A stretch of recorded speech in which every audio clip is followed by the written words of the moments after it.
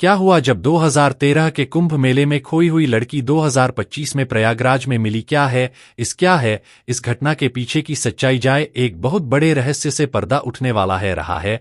पिछले बार के कुंभ में 2013 का जब कुंभ लगा था प्रयागराज में, एक 11 साल की बेटी अपने माता पिता से हमेशा के लिए बिछाई जाती है। लेकिन दोस्तों, यह चमत्कार ही था कि 12 साल बाद जो इस बार का कुंभ था, उस कुंभ में फिर से अपने माता पिता को उसी जगह पर मिल गई जिस जगह से खोई थी। यह किसी चमत्कार से कम नहीं है। पूरे 12 सालों के बाद आप फिर कार व बेटी अपने माता पिता से मिल तो जाती है, लेकिन इन 12 सालों के अंदर उसके साथ बहुत कुछ गलत हुआ। ऐसे लोगों के हाथ लग जाती है कि दोस्तों, जिसे सुनने के बाद उसके माता पिता का कलेजा फट जाता रहता है।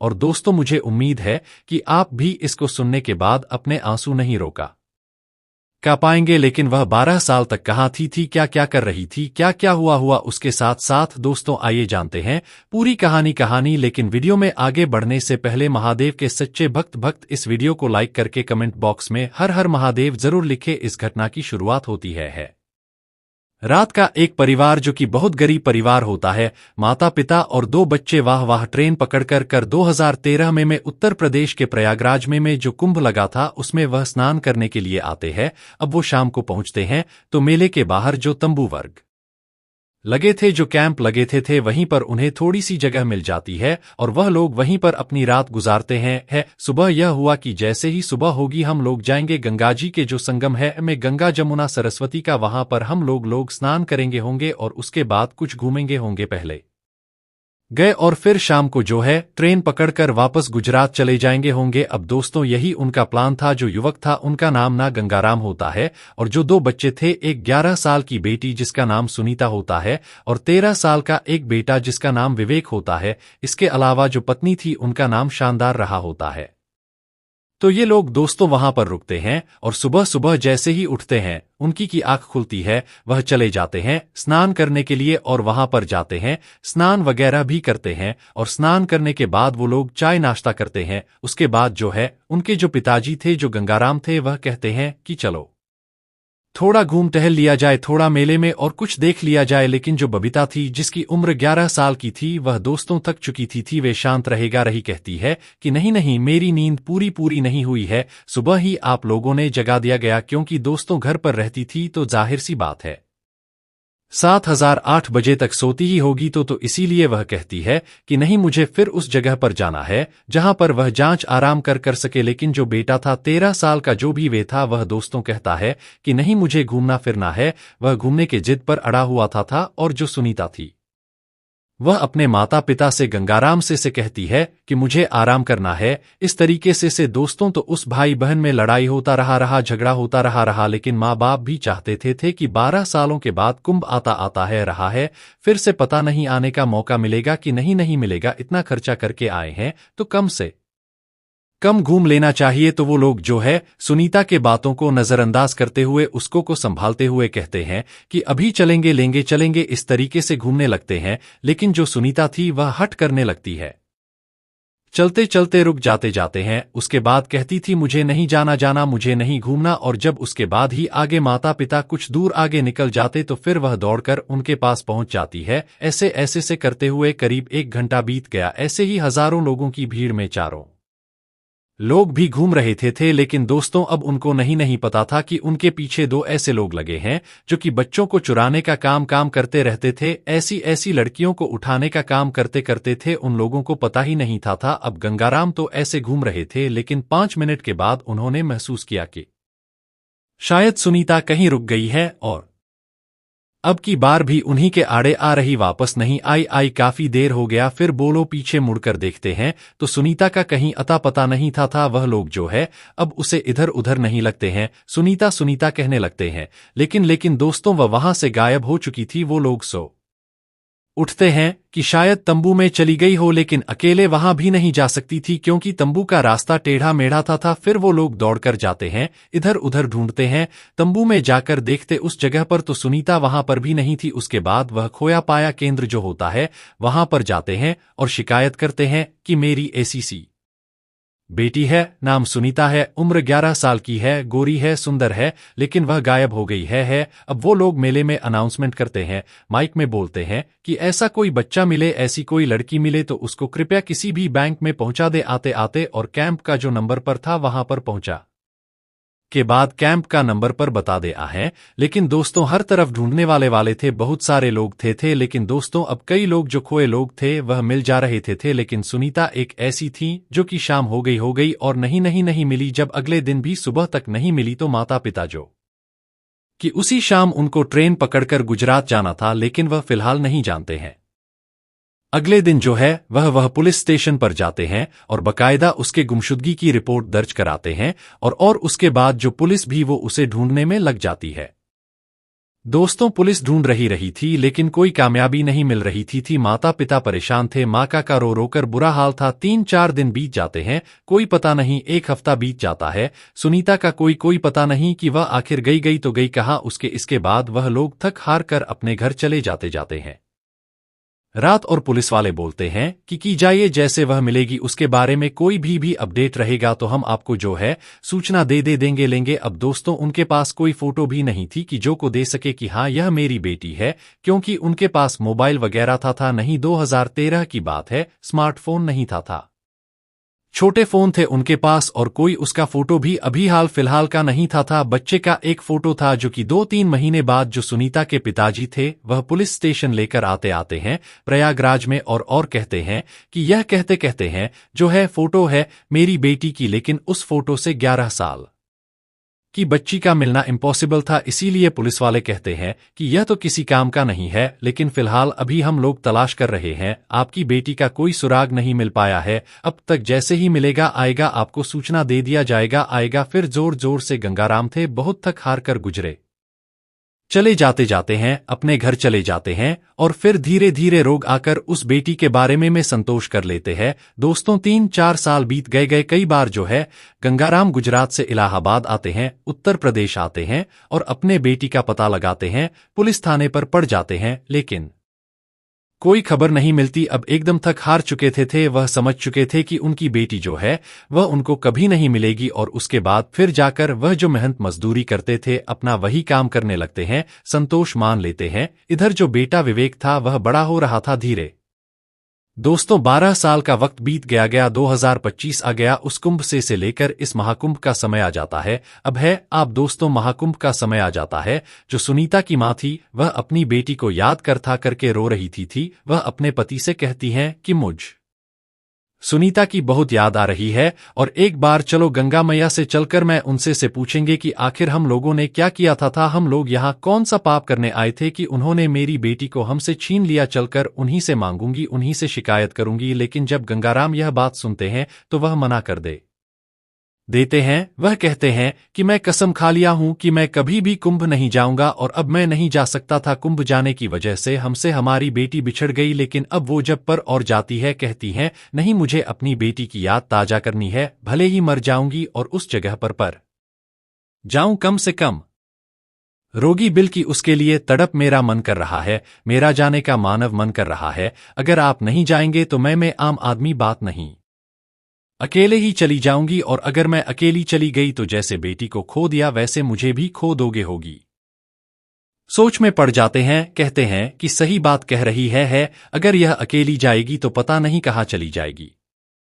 तो इसीलिए वो लोग प्लान बनाते हैं कि चलो ठीक है, एक बार फिर चलते हैं कुंभ में, कम से कम नहाकर ही चले आएंगे। तो बोलो गाने का प्लान बनाते हैं। लेकिन जो विवेक था आभा, उसकी उम्र करीब 25 साल की हो गई थी। वो पिछले कई सालों से कभी अहमदाबाद तो कभी भी मुंबई ऐसे उधर काम करता था। तो इस समय में मुंबई में है। उसने अपने माता पिता से कहा ठीक है, मैं पैसा वगैरह भेज देता हूँ, जाओ आप लोग वहां पर घूम आओ। अब दोस्तों वो लोग गई थी पिछली बार की तरह, इस बार भी ट्रेन पकड़ते हैं और उसके बाद इलाहाबाद आते हैं, प्रयागराज आते हैं और फिर वहां पर तंबू वगैरह लगा था, वहीं पर आकर शरण लेते हैं। और फिर उनका प्लान था कि चलो कल सुबह स्नान करेंगे। लेकिन इस बार उनके मन में कोई हौसला नहीं था, कोई उत्साह नहीं था, क्योंकि हर कदम पर जो सुनीता थी उसकी यादें उनको कचोट रही थी और ऐसा लग रहा था कि जैसे कोई हुई उसको खींच के ले जा रहा है या फिर ऐसे लादे लग रहा था कि जैसे वह गंगाजी में डूब रही है। तरह तरह की आशंकाएं उनके मन में उत्पन्न नहीं हो रही थी, क्योंकि उन्हें एक्चुअली में पता नहीं था कि उनकी बेटी के साथ हुआ क्या क्या है। तो इसीलिए जो है तरह तरह के ख्याल उनके मन में आ रहे थे। इसीलिए जो सुनीता की मां शारदा थी वह दो बात बात पर रोने लगती थी, और जो उनके पति थे गंगाराम वह भी रोने लगते हैं। लेकिन वह संभालते कहते हैं कि मत रो रो, क्यों रो रही हो। अब दोस्तों क्या होता है कि अगले दिन 14 जनवरी को यह बात है कि वो लोग नहाने के लिए गंगाजी में गए, और डुबकी लगाकर जैसे ही आ रहे थे दोस्तों, लाखों लोगों की भीड़ थी। यह किसी चमत्कार से कम का नहीं था कि सामने जो है उनकी बेटी उन्हें मिल जाती है। अपनी मां को वह बेटा दी पहचान जाती है और उनके गले से लिपटकर रोने लगती है। कहती है, मुझे पता था कि आप लोग आएंगे आएंगे। अब जैसे उसकी माफी मांगी देखती है, गंगाराम देखते हैं वो भी रोने लगते हैं, एकदम हैरान हो जाते हैं। उन्हें अपनी आंखों पर यकीन नहीं हो रहा था, क्योंकि दोस्तों सुनीता उनके गले से लिपट लिपट कर रो रही थी। उसके बाद वो पूछते हैं कि बेटी कहाँ खो गई थी, क्या हो गया था तुम्हारे साथ, और सब कुछ वो पूछते हैं।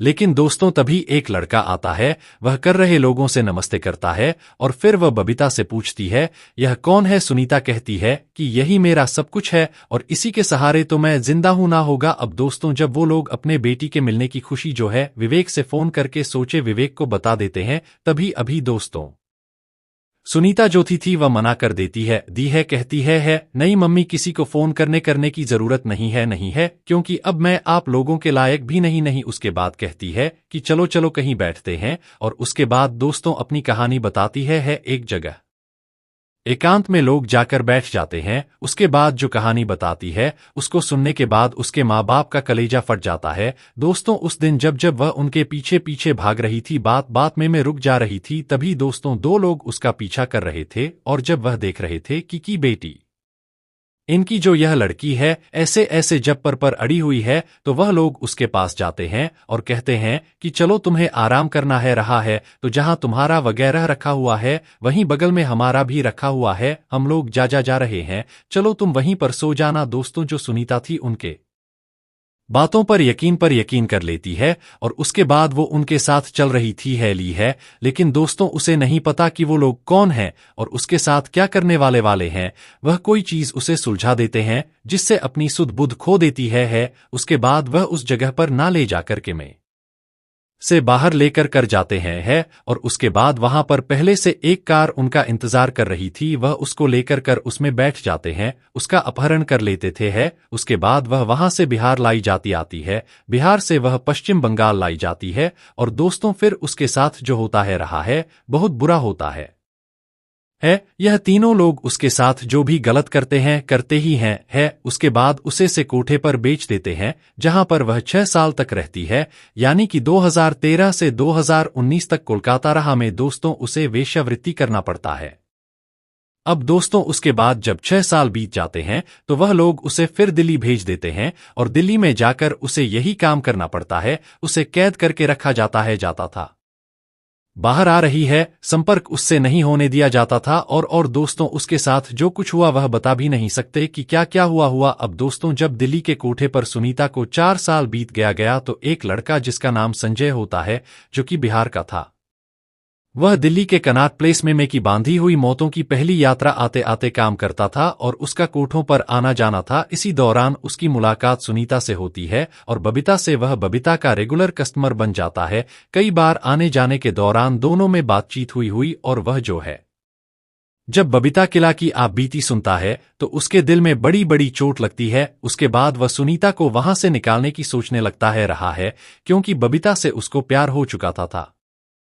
उसके बाद दोस्तों जो कोठे का मैनेजर थे या दलाल थे, जो भी कुछ कहे, जिनके साथ कभी बबीता का बाहर निकलती थी जिसकी निगरानी में निकलती थी, कुछ भी उसको जरूरत होती थी, इलाज आज बगैर है, जो भी अगर कुछ भी जरूरत होती थी तो हमेशा एक बंदे के साथ ही जाती थी, जो उसे से साथ लेकर जाता था और फिर साथ लेकर आ जाता था। संजय जो है उससे मुलाकात करता है और उससे कहता है कि भाई कुछ पैसा ले लें, इसे लड़की को जो है मेरे हवाले कर दें। दोस्तों वह बात करता है तो वह उससे 8 लाख मांगता है, लेकिन संजय कहता है मेरे पास 8 लाख नहीं है, मैं तुमको 8 लाख दे सकता हूं। मिलाकर 8 लाख में बात तय हुई। उसके बाद वह एक बार उसको निकालता है और उसके बाद फिर पीछे से धीरे से वह लेकर उसे चला जाता है। और उसके बाद दोस्तों फिर बाबा पास आम लेने से हमारे पास एक मंदिर में जाकर शादी कर लेता है। संजय और सुनीता की शादी 2023। इसमें दोनों एक दूसरे शादी करते हैं और उसके बाद दोस्तों वह लोग कुछ दिन दिल्ली में रहते हैं और उसके बाद वह अपने बिहार गांव लेकर चला आता है। लेकिन इसी बीच संजय ने कई बार उससे कहा कि चलो चलो तुम्हारे घर चलता हूं, तुम्हारे माँ बाप से तुम्हें मिलवा लाता हूं ना हो। लेकिन दोस्तों लोकलाज के डर से वह अपने घर नहीं जाती, अपने माँ बाप के पास नहीं जाती है, क्योंकि वह कहती थी कि मेरे माता पिता तो मुझे मरा मरा हुआ मान ही चुके होंगे और वैसे भी मेरी जिंदगी ऐसी है कि इस हालत में कैसे उनके पास जाऊं। लेकिन संजय उसे लाख समझाता रहा कि इसमें तुम्हारी कोई गलती नहीं है, तुमने जो भी कुछ किया मजबूरी की वजह से किया गया, अपनी मर्जी से नहीं किया। लेकिन वह सामान कार्तिकेय की दी कि काम पार्टी के की हमेशा मान रही कि वो अपने माँ बाप के सामने नहीं जा सकती थी। लेकिन दोस्तों जब 2025 का कुमकुम आता है तो जैसे उसकी माँ उसके लिए तड़प रही थी वैसे सुनीता भी अपने माँ बाप के लिए रही थी। बाबा कहती है कि एक बार मैं उस मेले में जाऊंगी और क्या पता मेरे माता पिता भी वहां आए। दोस्तों तो पता नहीं कैसे उन लोगों के दिमाग में, उनके मन में कौन यह बात बैठा दिया, कैसे बैठ गई कि जो मां सोच रही थी वहीं दोस्तों सुनीता भी सोच रही थी। उसके बाद वह संजय जो था उसको लेकर आता है और उसके बाद दोस्तों लाखों लोगों की भीड़ में, जो कि एक भूसे में हुई के ढूंढने के बराबर था दोस्तों, तो वहां पर अचानक से एक दूसरे के सामने आ जाना किसी चमत्कार से कम नहीं था। और फिर जैसे ही को साहब माँ बाप आता है, कविता पिता देखती अपनी माँ को रोने लगी रही है और फिर इन दोनों की मुलाकात होती है। जब उसकी कहानी गाने सुनते हैं तो उसके माता पिताजी संजय गया के पैर पकड़ लेते हैं, कहते हैं बेटा, उसे आशीर्वाद देते हैं, उसे दुआ देते हैं, कहते हैं कि तुमने मेरी बेटी की जिंदगी बचाई, हम तुम्हें सारे एहसानमंद रहेंगे देंगे। लेकिन अब मैं अपनी बेटी को अपने साथ ले जाना चाहता होगा, उसके बाद कुछ दिन बाद तुम अपने घर ले आना जाना। दोस्तों हाल फिलहाल अभी वह लोग प्रयागराज में ही है और विवेक जो है वह भी मुंबई से ही से अपनी बहन की खबर सुनकर फिर प्रयागराज में आने वाला है। उसके बाद यह लोग जब पर इकट्ठा होंगे उसके बाद फिर अपने घर जाएंगे आएंगे। तो दोस्तों यह रही कहानी। इस वीडियो को बनाने का मतलब मेरा किसी का दिल दुखाना नहीं, किसी की भावनाओं को ठेस पहुंचाना नहीं था, बस जागरूक करना था और आपको बताना था कि वहां कई में कितना बड़ा चमत्कार हुआ है रहा है। तो दोस्तों यह कहानी आपको कैसी लगी?